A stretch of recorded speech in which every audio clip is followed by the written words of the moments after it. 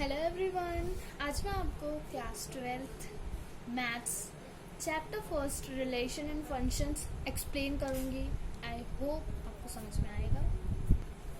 मैं उसका बेसिक्स आपको बता रही हूँ। जैसे उसके लिए आपको पहले कोडोमेन, रेंज और डोमेन के बारे में पता होना चाहिए।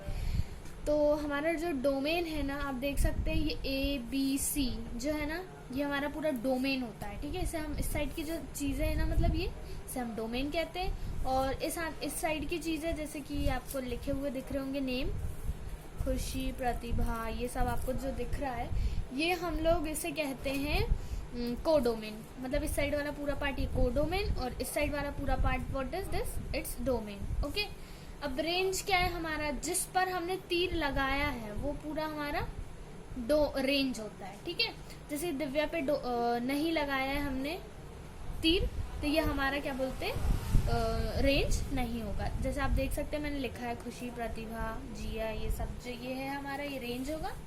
बाकी ये जो इस पे तीर नहीं लगा ये हमारा रेंज नहीं होगा। ठीक है, अब हम लोग रिलेशन पढ़ते हैं। रिलेशन क्या होता है? रिलेशन, आप ये ए और बी देख रहे होंगे, जो इसके बीच में 2 का रिलेशन 1 से है, 1 का रिलेशन 2 से और 4 से, 2 का रिलेशन 2 से और 4 से, 3 का रिलेशन 2 से 4 से, जो आप ये देख रहे हैं ए और बी का रिलेशन, इसे हम लोग रिलेशन बोलते हैं। यही रिलेशन होता है। ठीक है, देन हम लोग अब कार्टेशियन प्रोडक्ट के बारे में बात करेंगे। What is Cartesian product, how to find it. Cartesian product को मेन चीज ये होती है कि कार्टेशियन प्रोडक्ट को फाइंड कैसे करते हैं। तो हम लोग कार्टेशियन प्रोडक्ट को कैसे फाइंड करते हैं, आप देख सकते हैं एग्जांपल में हमें ए और बी दिख रहा है। ए हमारा है 1 2 3 एंड बी हमारा है 2 4। ठीक, तो ए इंटू बी करने के लिए हम इसे लिखते हैं ए इंटू बी। ठीक है, फिर 1 का आप देख सकते हैं 1 का 2 से, 1 का 4 से, 2 का 2 से, 2 का 4 से, 3 का 2 से और 2 का 3 का 4 से। तो ये लिखा है मैंने, देखो बन गया हमारा कार्टेशियन प्रोडक्ट। बस ऐसे ही हम लोग कार्टेशियन प्रोडक्ट बनाते हैं। ठीक है, फाइंड करते हैं। देखो एक बार और मैं बता रही हूँ, एक बार 1 को 2 के साथ लिख देंगे, फिर 1 को 4 के साथ लिख देंगे, 2 को 2 के साथ लिख देंगे, 2 को 4 के साथ लिख देंगे, 2 को 3 के साथ लिख देंगे, 3 को 2 के साथ लिख देंगे और 3 को 4 के साथ लिख देंगे। बन गया कार्टेशियन प्रोडक्ट। आप देख सकते हैं ये मैंने बनाया, इस तरीके से हम इसे लिखकर कार्टेशियन प्रोडक्ट फाइंड करते हैं। अब टाइप ऑफ रिलेशन के बारे में हम पढ़ेंगे। हाँ, तो एम्प्टी रिलेशन हमारी क्या होती है, पहले आप ये सुन लीजिए। फर्स्ट रिलेशन हमारी एम्प्टी रिलेशन से स्टार्ट है। ओके, रिलेशन में। ठीक है, एम्प्टी रिलेशन क्या होता है, देखो इसकी डेफिनेशन ये लिखी है, आप इसे पढ़ लीजिएगा। मैं इसका हिंदी में आपको एम्प्टी रिलेशन क्या होता है वो बता देती हूँ। ठीक है, देखो एम्प्टी रिलेशन, एम्प्टी का मतलब तो हमें पता है खाली। ठीक, एम्प्टी का मतलब क्या होता है, खाली। तो एम्प्टी रिलेशन क्या होती है, आप देख सकते हैं 1 2, एग्जाम्पल लिया है मैंने सेट ए 1 2 3, ये आप देख रहे होगे एग्जाम्पल। उसका रिलेशन क्या दिया हुआ है, रिलेशन दिया है ए बी, और ए बी का जो सम है वो हमारा 10 आना चाहिए। ये दिया हुआ है इसमें कि ए बी का जो सम है वो हमारा 10 आना चाहिए। ठीक है, तो हम लोग ने वो बना लिया कार्टेशियन प्रोडक्ट। कार्टेशियन प्रोडक्ट बनाना मैंने आपको बता दिया इजी में। मैं यहाँ पर भी बता देती हूँ। देखो ये 1 2 3 एक रिलेशन, 1 2 3 दूसरी रिलेशन, ए 2। ठीक, देखो 1 1 साथ में लिख दो, 1 2 और 1 3। ठीक है, इसको 1 के साथ, इसको 2 के साथ, इसको ऐसे लिख दिया। ठीक है, अब 2 2 2 1 2 2 2 3 लिख दिया। अब 3 1 3 2 3 3 ये लिख दिया हम लोगों ने। ओके, लिख दिया, ये हमारा कार्टेशियन प्रोडक्ट हो गया, लिख दिया।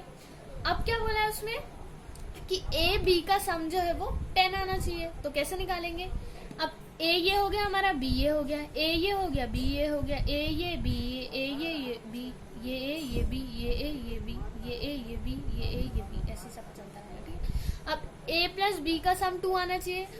ए प्लस बी का सम क्या है, रिलेशन में दिया ए प्लस बी का सम 10 आना चाहिए। तो ए प्लस बी का सम तो 2 आ रहा है, नहीं है ये। 1 + 2 3, 1 + 3 4, 2 + 1 3, 2 + 2 4, 2 + 3 5, 3 + 1 4, 3 + 2 5, 3 + 3 6। कहीं आपको कुछ भी नहीं दिख रहा है इसमें, हमको जो चाहिए वो मिल ही नहीं रहा है, 10 आ ही नहीं रहा है। जब 10 आ ही नहीं रहा है, हमारी रिलेशन को वो फुलफिल ही नहीं कर रहा है, तो हमारे ये एम्प्टी रिलेशन है वो खाली रह गया, हमारी रिलेशन को उसने फुलफिल नहीं किया, तो ये हमारा एम्प्टी रिलेशन हो गया। ठीक है, अब यूनिवर्सल रिलेशन क्या होता है ये हम आपको बताते हैं। एम्प्टी रिलेशन में हम लोग, ये जो है एम्प्टी रिलेशन जो होता है एक टाइप का कार्टेशियन प्रोडक्ट ही होता है। आप मान के चलिए कि एम्प्टी रिलेशन क्या होता है, इट्स अ टाइप ऑफ, ये कार्टेशियन प्रोडक्ट ही होता है, समझ लो आप, ठीक है। ये कार्टेशियन प्रोडक्ट निकाला ना, इसे हम लोग क्या बोलते हैं, यूनिवर्सल रिलेशन, ठीक है। अब हम लोग रिफ्लेक्सिव पढ़ेंगे।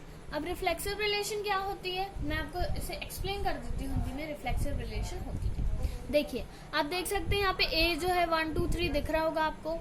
इसका हम लोग कार्टेशियन प्रोडक्ट निकाल लेंगे। तो ए इंटू ए कर दिया, मतलब ये मैंने यहाँ पर पेंसिल से लिखा, आप देख सकते हैं 1 2 3 और 1 2 3 से मल्टीप्लाई कर, मतलब वही लिख देंगे 1 1 1 2 1 3 2 1 2 2 2 3 3 1 3 3 2 3 3 लिख देंगे, लिख दिया मैंने यहाँ पर। अब हमारे रिफ्लेक्सिव रिलेशन क्या होता है, हमें ये पता करना है। तो देखो क्या होता है, जहाँ पे ये जो पेयर है ना, ये सेम होना चाहिए, मतलब 1 1 फिर 2 2 फिर 3 3, तो ये 1 1 2 2 3 3 निकालिए, तो ये रिफ्लेक्सिव रिलेशन है। ये जो है आपका रिलेशन, ये क्या है, रिफ्लेक्सिव रिलेशन है। इसका मतलब होता है रिफ्लेक्सिव। अब यहाँ पर अगर हमको और 4 5 6 ऐसे नंबर दिया होता तो 1 1 1 2 2 3 3 फिर 4 4 5 5 6 6, मतलब उसमें ऐसे पेयर जो होते हैं ना वो सेम होते हैं। जैसे 1 1 पेयर सेम है, 2 2 पेयर सेम है, 3 3 पेयर सेम है, ऐसे 4 4 पेयर सेम होगा, 5 5 पेयर सेम होगा। जो ये पेयर बनता है ना, ये सेम होता है इसमें, इसे हम लोग रिफ्लेक्सिव रिलेशन कहते हैं। That's it.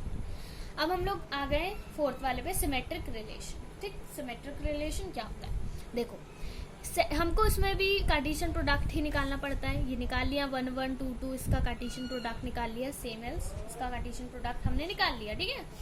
अब इसका जो कार्टेशियन प्रोडक्ट निकाल लिया है उससे हम चेक करेंगे रिफ्लेक्स सिमेट्रिक रिलेशन है कि नहीं। तो देखो कैसे चेक करते हैं, जैसे 1 1 1 1 जो है, देखो 1 1 जो है 1 1 है, ठीक है। जैसे ये 1 2 है, 1 1 से थोड़ा सा वो होगा तो मैं 1 2 से बताती हूँ। 1 2 है तो 2 1 भी रिलेशन में होना चाहिए, है तो वो सिमेट्रिक रिलेशन होगा, नहीं है तो नहीं होगा। जैसे 1 2 है तो 2 1 भी 1 2 रिलेशन में है तो 2 1 भी रिलेशन में होना चाहिए। 2 3 है तो 3 2 भी होना चाहिए। 1 3 है तो 3 1 भी होना चाहिए। 1 1 तो 1 1 ही है, वो तो 2 2 तो 2 2 ही है, वो तो हो गई। 3 3 तो 3 3 है, इधर लिखो या उधर लिखो, क्या फर्क पड़ता है। 1 2, जैसे 1 2 है तो 2 1 भी रिलेशन में हो, 2 3 है तो 3 2 भी हो, 1 3 है तो 3 1 भी हो, अगर रिलेशन में है। फॉर एग्जाम्पल देख सकते हैं आप 2 3, तो देखो 2 3, अब देखेंगे 3 2 है। अब हम लोग को एक और क्या है, 1 3 3 1 है, देख सकते हो आप यहाँ पर 3 1 है, 1 3 3 1 है। और फिर उसके बाद 2 3 हम देख चुके हैं, एंड 1 3 1 2 2 1 1 2 है, 2 1 भी है। तो ये जो भी ऐसे अगर आपको ऐसे मिल रहा है तो ये सिमेट्रिक रिलेशन होगी, ठीक है। क्या होगी ये, सिमेट्रिक रिलेशन। ऐसे हम लोग ने इसके और भी एग्जांपल लिया, आप देख सकते हैं। ये रिलेशन ले लिया 1 1 2 2 1 2 2 1, देखो 1 1 तो 1 1 ही है, इधर लिखो या उधर लिखो, 2 2 2 2 ही है। 1 3 जो है, 1 3 जो है वो रिलेशन में होना चाहिए, तो 1 3 जब है तो 2 1 भी होना चाहिए। अगर 2 1 है तो वो हमारा सिमेट्रिक रिलेशन है, वरना सिमेट्रिक रिलेशन नहीं होगा, ठीक है। और एक एग्जांपल हम लोगों ने ये भी लिया है, फॉर एग्जांपल 1 1 1 2 1 2 है तो 2 1 भी होना चाहिए, देख लेंगे 1 2 2 1 है, ऑलमोस्ट है, दिख रहा है आपको, ठीक। 2 3 तो 3 2 है, तो ये हमारा क्या होगा, सिमेट्रिक रिलेशन। मैंने आपको एग्जांपल से समझा दिया, एग्जांपल से ज्यादा अच्छे से समझ में आता। अब हम 5th पे आ गए, ट्रांजिटिव रिलेशन, ठीक है। ट्रांजिटिव रिलेशन क्या होता है मैं आपको बता देती हूँ। देखो रिलेशन है 1 2 2 3 1 1 3 1 2 1, ठीक, ये है आपको। अब 1 2 और 2 3 ले लिया, 2 2 कॉमन ले लिया हम लोगों ने, 2 2 क्या ले लिया, कॉमन। देखो 1 2 2 3 ऐसे ही लेना जिसमें ये वाला जो पार्ट हो वो कॉमन रहे, ठीक है। तो 2 2 कॉमन निकल गया, बचा 1 3 लिख दिया।